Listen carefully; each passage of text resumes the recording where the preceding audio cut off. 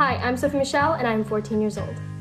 I grew up in Naples, Florida. It's very close to Miami. It's like an hour-and-a-half drive. I've lived here for like 10 years and I was born in Richmond, Virginia, but we came here and I love it here and I know this town like the back of my hand. My childhood in Florida definitely involved a lot of going to the beach, that's for sure. But I went to public school up until I started 8th grade and I used to take lots of dance classes and go to competitions and stuff, so that was a lot of fun. That was like a little bit before I started my YouTube channel, and then I kind of started not doing that as much and focusing a lot of my time to singing and acting and producing a lot of content. I was making videos pretty much every day. That kind of sums up a little bit of a Florida life. What was it that inspired me to start singing? Well, I was always surrounded by music. I sang pretty much my whole life, but not like professionally. I would always be singing around the house with my mom too. She's very musical as well. And then when I was about 11, 12, around that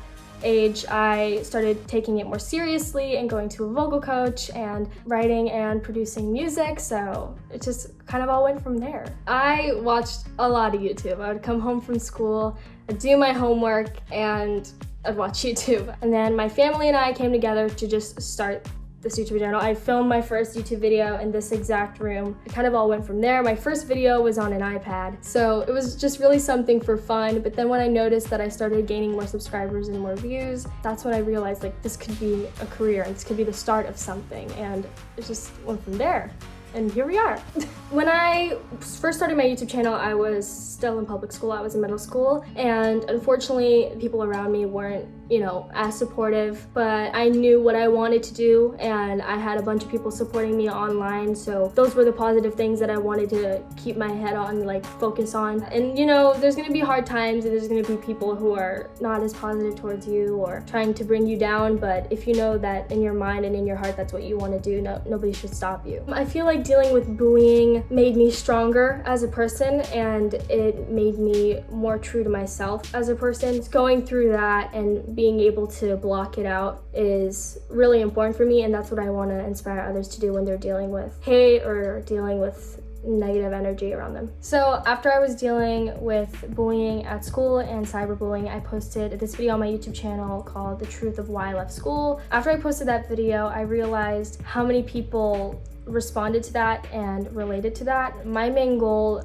of posting that video is to tell my viewers who are dealing with bullying that they're not alone, and it was just so refreshing to see how many of my viewers kind of connected with that. That video, The Truth of Why I Left School, inspired my first single, Imperfectly Perfect. It was all about how you should be yourself no matter what, so I really wanted to spread the message. I always wanted to come out to LA just because it was always kind of a dream of mine, because that's where Hollywood, all the dreams come true. And the first time I went to LA was for VidCon, and just being there was just so awesome. I love LA so much. It literally felt like a movie. I vlogged it and I got to meet so many people at the convention too, which made the experience 10 times better. My first pilot season, that was kind of nerve-wracking. I got nervous in the beginning, but once I started going out to more auditions, more of like the nervousness started to wear off. I booked a lead in a big network pilot. Unfortunately, it didn't go through, but it was a great experience because it was my first time on a set and being able to work with awesome producers and directors. Joining Brat, it was so exciting. I had a meeting with them a little bit before